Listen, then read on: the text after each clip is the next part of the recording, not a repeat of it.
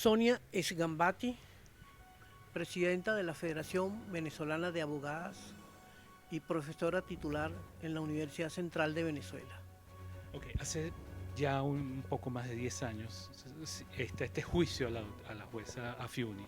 Quisiera su análisis y qué significa esto para la jurisprudencia venezolana.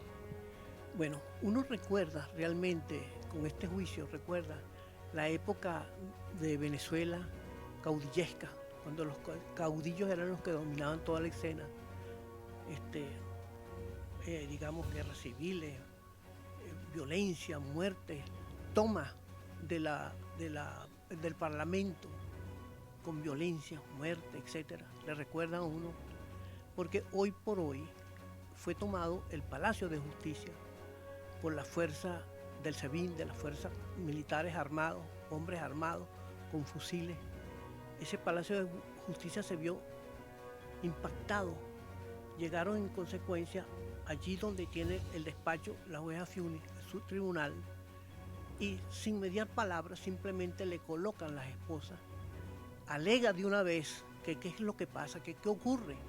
Ellos dicen que reciben órdenes superiores, pero sin tener ni siquiera una orden de captura, un alegato de comisión de hecho punible, sino sencillamente se la llevan, salen del Palacio de Justicia, se la llevan detenida y se llevan detenido al alguacil.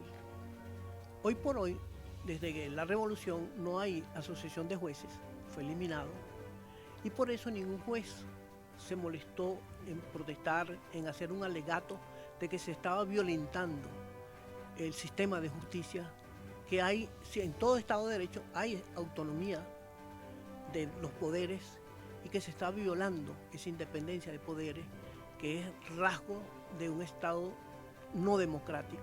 Un sistema democrático responde a poderes imparciales, autónomos y se respeta uno a otro. Eso de una vez, el alguacilazgo, que sí tienen un sindicato, una asociación, protestaron y lograron la libertad del alguacil, mas no de la juez, que nadie se pronunció. Esta situación kafkiana de Kafka que recuerda uno, fueron 10 años que ahora ella está, yo diría sin exagerar que está muerta en vida. La acabaron, la destruyeron como ser humano. Y todo porque por ella simplemente como juez otorgar una medida cautelar a un indiciado, a un procesado, que además le correspondía por derecho, y además las Naciones Unidas estaban solicitando su libertad. Ella hizo lo que cualquier juez con plena autonomía y con conocimiento pleno de las leyes hubiese hecho. Pero ningún juez quería, en ese caso de Eligio Cedeño, ni siquiera decidirlo. Todos se inhibían y a ella le llegó por una distribución. Pero parece mentira que en vez de cuando cualquier juez toma una decisión, hay lo que se llama la apelación, si por ejemplo la contraparte no está de acuerdo. Si el fiscal del Ministerio Público no está de acuerdo, apela. Y sencillamente la Corte decide entonces y puede revocar la medida. Aquí no ocurrió así. Fue allanado el tribunal, fue allanado el Palacio de Justicia y se la llevaron presa por simplemente cumplir con su deber. ¿Qué ocurre entonces? ¿Qué es lo que pasa? En definitiva, que luego en una cadena nacional de radio y televisión, el presidente de la República, Hugo Chávez Frías, despotrica contra el juez, la acusa de bandida, la acusa de darle la libertad a un bandido como era, y lo expresa así, Eligio Cedeño, el banquero Eligio Cedeño, y que ella merece todo el peso de la ley, 30 años, y que ella va a pedir una modificación de las leyes para que todo juez que haga eso, o sea, está amenazando al Poder Judicial, al sistema de justicia, para que el Poder Judicial, cualquiera que haga eso, sienta que va a tener un escarmiento violento, agresivo, y va a ser juzgado y condenado, inclusive pide la máxima pena en Venezuela, que son 30 años. Antes de eso, pasan por supuesto que ningún juez, es más, el primer juez que la tuvo Tuvo un año sin dar despachos para no tener que decidir. ¿Qué ocurrió? Fue investigada exhaustivamente pensando que había obtenido dinero o algún beneficio por otorgar esa medida cautelar. Pero no se consiguió absolutamente nada porque es una juez impoluta, impoluta sencillamente. Pero había que complacer al jefe de Estado y nadie se atrevió en consecuencia a otorgar la libertad. Hay esa contradicción que para todo juicio tiene que estar probado el cuerpo del delito y la culpabilidad y el nexo causal en el delito que se le imputa. Aquí ni siquiera está probado el cuerpo del delito de corrupción propia que se le imputa. Declara la fiscal del Ministerio, la fiscal general de la República para ese entonces, que realmente no se le consiguió absolutamente nada, pero como la juez sintió satisfacción para poner en libertad al indiciado, eso se denomina, según ella, corrupción espiritual. Y se le sigue entonces juicio por corrupción espiritual, delito que no existe en nuestra legislación, pero para nada, ni ninguna legislación del mundo entero. Es absolutamente increíble y, como decía, kafkiano. Pues. Ante eso, digamos que ni siquiera en los regímenes más severos existe este tipo de delito, corrupción espiritual. Ni siquiera en las dictaduras más graves del mundo entero, donde respetan todos los derechos humanos, existe este tipo de corrupción espiritual. Ante todo esto, ella es llevada a la cárcel de mujeres, el INOF, donde es violentada, sus derechos humanos violentados, también violentada la condición sexual. En otras palabras, agredida moral, psíquica y físicamente.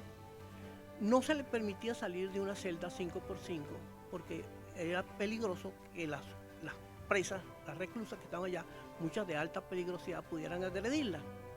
No se le dejaba en consecuencia salir de eso, alegando que era por razones de seguridad, pero tampoco podía tomar sol. Ante todo eso, llega un momento determinado en que logra casa por cárcel, pero sigue presa en su casa y se le coloca día y noche como 12 funcionarios militares, día y noche, y frente a la entrada de su apartamento no la dejan salir ni siquiera a tomar sol en el jardín del edificio. Sigue el proceso con la situación tan grave que estamos narrando y pasaron desde 2009 que se inició hasta recientemente que el Tribunal Supremo de Justicia declaró sin lugar el recurso de casación que se había anunciado. En primera instancia de juicio, el tribunal la condenó a 5 años de prisión. Apela la defensa, va a una corte y confirma exactamente en igualdad de condiciones la condena contra la jueza Fiuni. Anuncian recurso de casación y es ahora recientemente, en este mes de enero 2021, donde tampoco el Tribunal Supremo de Justicia declara que no ha lugar a ese anuncio de casación, desestima los alegatos de la defensa. Así las cosas, tenemos una situación anómala porque los jueces están atemorizados, porque se nota por supuesto que no hay independencia. Antes eso, que el presidente había alegado que lograría que el Poder Legislativo diera condenas más fuertes, dictaran medidas, leyes mucho más fuertes, logra en una ley habilitante que le den plenos poderes para decretar con fuerza de ley esos decretos, y así modifica el Código Orgánico Procesal Penal, se ve directamente orientado hacia la jueza Fiuni. Y es muy violenta la situación, porque es ensayamiento contra la persona. No había equilibrio de ella poder hacer su defensa, de un juez imparcial, de que el Estado de Derecho funcionara, de que si van a condenar a alguien con todas las pruebas, no condenar a un inocente. Así las cosas, el país no se ha dado cuenta o no ha percibido la situación tan grave de la falta de independencia del Poder Judicial. Es decir, que cualquiera puede ser llevado a juicio y condenado siendo inocente, como el caso que estamos viendo y está plasmado, evidenciado en esta situación, que es lo más grave que ha pasado en la historia del Poder Judicial. Yo estoy segura que pueden haber muchos casos, o algunos casos, que no haya sido la luz de la justicia lo que haya imperado, Pero estoy también absolutamente convencida, desde la historia de nuestro país, desde la historia republicana, que no ha habido casos tan rotundamente deshonestos, que defraude la opinión pública, que defraude la justicia, que sea tan descaradamente agresivo contra la ciudadanía, contra la persona, contra su dignidad. No hay parangón alguno, que este es el más oscuro juicio que se pueda imaginar ser alguno en la vida. Confieso que yo tengo largos años de abogada, largos años en el Poder Judicial, y nunca me había paseado, ni siquiera en la historia que uno ve, revisa y tengo obra escrita, un caso tan indignante, tan grotesco, tan kafkiano como este que estamos presenciando, y que falta simplemente nada más que el requiem in paz. O sea, se acabó el juicio, acabaron con la justicia, penetraron la justicia, acabaron con la jueza Fiuni y acabaron realmente con la independencia y la autonomía de los distintos poderes, que es una base fundamental del Estado democrático, del Estado de Derecho. Y sencillamente, si uno tiene que dar un veredicto final, yo diría que no tenemos Estado de Derecho, que estamos desinstitucionalizados, no tenemos instituciones fuertes, que siente uno que todos como que se hubiera acabado, como si se hubiera destruido, como este país, que ya no es el mismo país, es otro país. Cuando la gente se sienta perseguida, cuando la gente se sienta acosada, no tiene instituciones firmes donde asirse, donde pedir auxilio, donde pedir que impere la justicia. No hay imperio de la justicia. Así que, bueno, dolorosamente tengo que expresar que el caso me ha producido la mayor desazón, la mayor situación de dolor, en fin, pues, destruirnos un poder, el Poder Judicial, el sistema de justicia.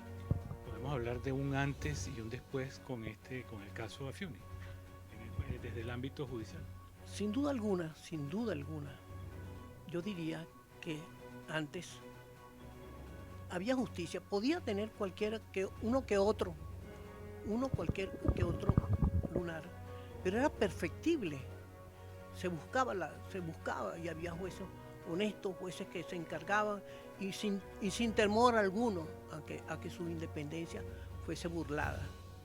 Pero después de este caso, la situación del Poder Judicial es lamentable, dolorosa, agresiva, indignante, porque ningún juez se atreve ahora a decidir según sus convicciones, sino que espera que le dicten líneas desde el Tribunal Supremo de Justicia, porque no hay que olvidar que también en esa alocución en radio y televisión, donde el presidente de la República dictó la medida, estaba también el Ministerio Público, pero estaba también que él lo dijo allí: esto es para que los otros jueces sepan lo que tienen que hacer. No puede ser que hagan lo que les da la gana. Tienen que respetar al Poder Ejecutivo. El Poder Ejecutivo es el que manda en Venezuela, sin importar las leyes, sin importar de que además era una juez que había ganado en concursos ese tribunal. Era una juez de carrera. Eso no les importó, violentaron todo. O sea, en definitiva, hay un antes y un después. Ya después, ya los jueces no son los mismos, sino que cuando el presidente dice, ya hablé con la presidenta del Tribunal Supremo de Justicia para ese entonces, ¿qué le estaba diciendo? Óyeme, tienes que lograr, en definitiva, que esta juez sea sancionada, castigada por el hecho de violentar lo que el Ejecutivo Nacional quería, que era la condena y no poner en libertad al banquero Eligio Cedeño. Era definitivamente un preso político.